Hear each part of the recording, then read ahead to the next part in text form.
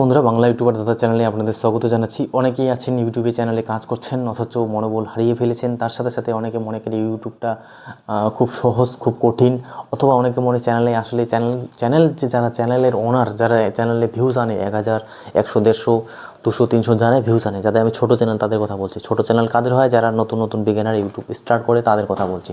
যারা একবার ভিউজটা আনতে পারে অথবা যারা ভিউজ আনে, কীভাবে ভিউজ আনতে হয় একই নিশে একই সাবজেক্টে, যারা অভিজ্ঞতাবাদী তাদের কথা ছেড়ে দেন, যারা বিগিনার আমি তাদের কথা বলছি।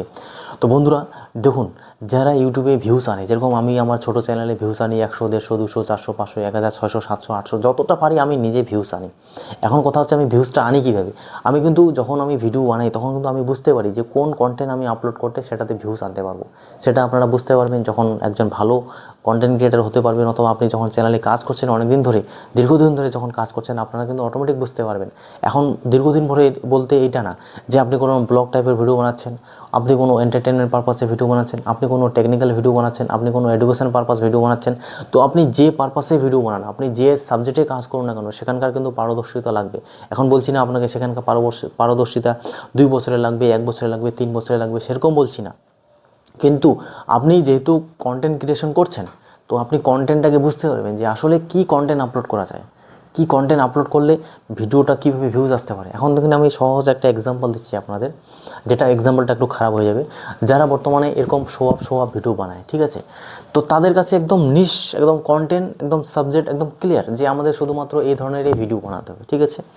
এখন ভিডিও বানাতে হবে, তাদের কি চ্যানেলগুলো কী হয়, নতুন যদি চ্যানেলের কথা বলি, 500টা সাবস্ক্রাইবার আসলো, 1000টা সাবস্ক্রাইবার আসলো, 2000টা সাবস্ক্রাইবার আসলো, তখন সে কী করবে যে ভাই লং ফরম্যাটে হচ্ছে না আমার, আমি শর্ট ফরম্যাটে ভিডিও বানাই। শর্ট ফরম্যাটে ভিডিও বানাতে গেল, বলছি না যে একদম পুরো ওপেন আপ সব কিছু করে দিচ্ছি, এটা বলছি না। তো যেটা তার সে বুঝতে পারছে যে ইজিলি, কারণ আমি এই কথাটা কেন বললাম, এখন খারাপ মনে করবেন না, আমি এই কথাটা কেন বললাম, কারণ হচ্ছে দেখুন তার সাবজেক্ট বিষয় একদম ক্লিয়ার যে আমাকে এই ধরনেরই ভিডিও বানাতে হবে। আর যারা আমরা ব্লগিং পারপাসে হোক, যারা এন্টারটেনমেন্টে হোক, যারা এডুকেশনে হোক, যারা টেকনিক্যালে হোক, আমাদের কিন্তু নিতান্ত দৃষ্টান্ত অথবা একদম ক্লিয়ার থাকে না সাবজেক্ট অথবা নিস, যে আমি কী নিয়ে ভিডিও বানাবো, ঠিক আছে। তখনই আমাদের চ্যানেলগুলো একটু এবড়ো থেবড়ো হয়ে যায়, চ্যানেল গ্রো হবে কি গ্রো হবে না। যখন আপনার নিশ অথবা আপনার ধারণা, কন্টেন্ট একদম ক্লিয়ার হয়ে যায়। আমি কেন কথা বলছি, আমি তখন হিন্দি চ্যানেলে আমি কিন্তু মোটর বাইকে ভিডিও বানাতাম, নানা ধরনের কন্টেন্ট বানাতাম, অভাবে তাড়নায়, মানে হচ্ছে কন্টেন্ট নেই তো কী করবো, ব্লগেরও ভিডিও বানিয়ে দিচ্ছি।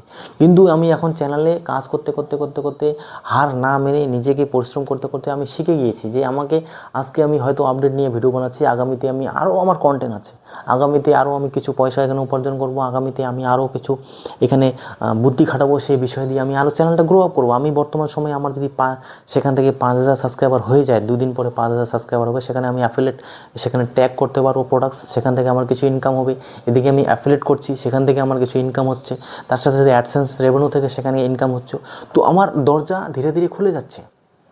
আগে 10,000 ছিল শপিং অ্যাফিলিয়েটের, যেটা আমাদের ট্যাগ প্রোডাক্ট আপনারা জানেন, সেটা 10,000 ছিল, এখন ইউটিউবে সেটা 5,000 সাবস্ক্রাইবারে করে দিচ্ছে।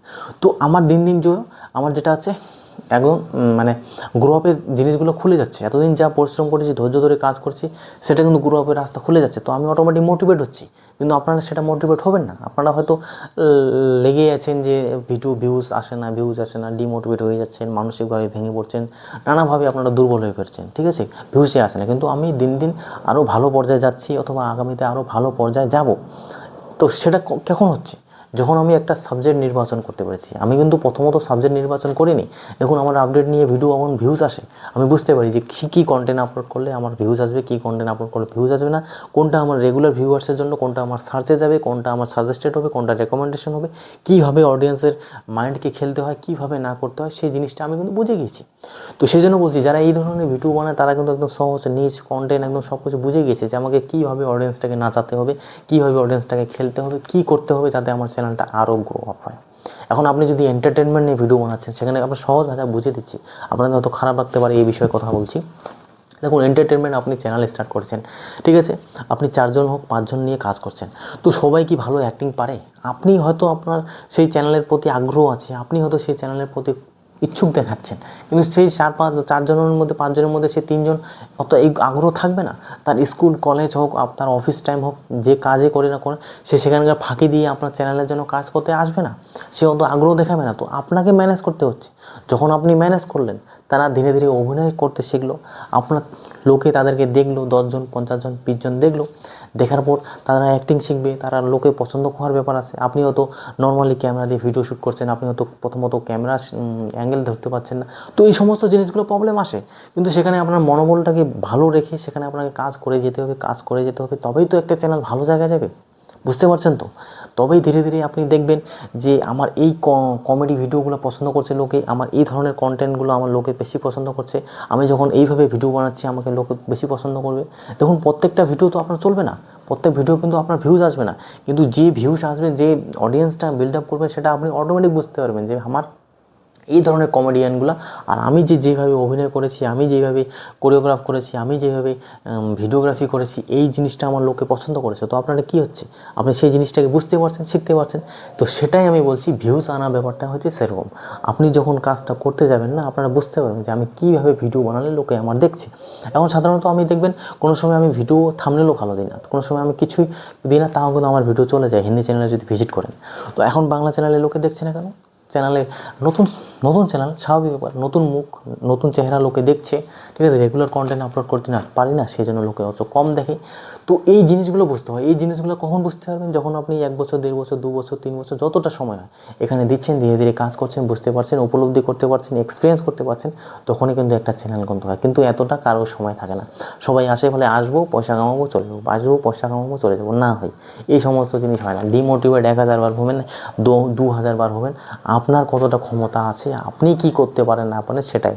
ইউটিউব আপনাকে মাস গেলে অথবা 2 মাসে হোক, 4 মাসে হোক, আপনাকে 15 থেকে 20,000 টাকা ইন্ডিয়ান কারেন্সিতে উপার্জন করবেন। যখন টাকাটা হাতে দেবেন না, তখন বুঝতে পারবেন যে এটা এমনিতে হাওয়াতে আসে না, আপনাকে সেখানে কতটা পরিশ্রম করতে হচ্ছে একটা চ্যানেলে।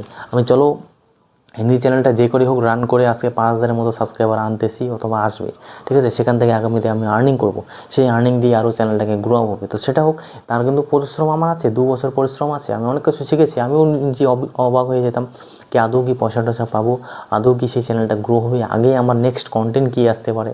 যারা এখন ইউটিউবের টিপস দেখছেন, কি সব প্রচুর প্রতিদিন তো ওই টিপস দেখছেন, যে আজকেও বলে ইউটিউবের পলিসি চেঞ্জ হয়ে গেলো, কালকে বলে 4000 সাবস্ক্রাইবার লাগবে না, 4000 ঘন্টা লাগবে না, কালকে বলে হেঁটে লাগবে না। ওই ক্রিয়েটার্স কী করছে, ওই থাম্বনেলগুলোই, ওই ভিডিওগুলোই আপনাদের বিভ্রান্ত করার জন্য ওই ভিডিওগুলোই পাবলিশ করছে। কিন্তু আমার প্রয়োজন হয়েছে এখানে কোনো কিছু করার না। এরকম অনেক চ্যানেল আছে যারা একদম জেনুইন কথা বলে, ঠিক আছে, জেনুইন কথা বলে, আর তাদের চ্যানেলগুলো খুব তাড়াতাড়ি করে, কিন্তু সেটা অডিয়েন্সের সামনে আনতে হবে, অডিয়েন্সের কাছে যেতে হবে।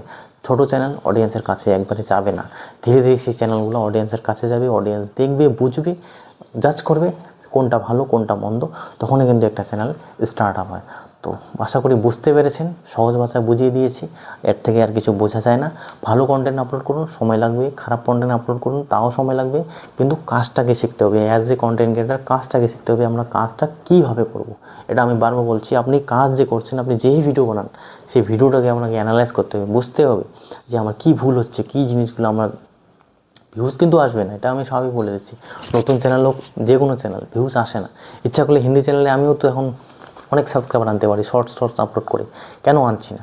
সো এদিকে দেখলেন 10,000 সাবস্ক্রাইবার চলে আসলো, এদিকে আপনার ভিউজ আসছে কি 4 ঘন্টা 5 ঘন্টায় মাত্র 20টা ভিউজ, এদিকে আমার 10 মিনিট 15 মিনিটের মধ্যে 20 থেকে 40 50 জন 60 জন দেখে। তো কোনটা ভালো? বুঝতে পারছেন? আশা করি বুঝতে পেরেছেন। নেক্সট ভিডিওতে দেখা হচ্ছে। Thanks for watching.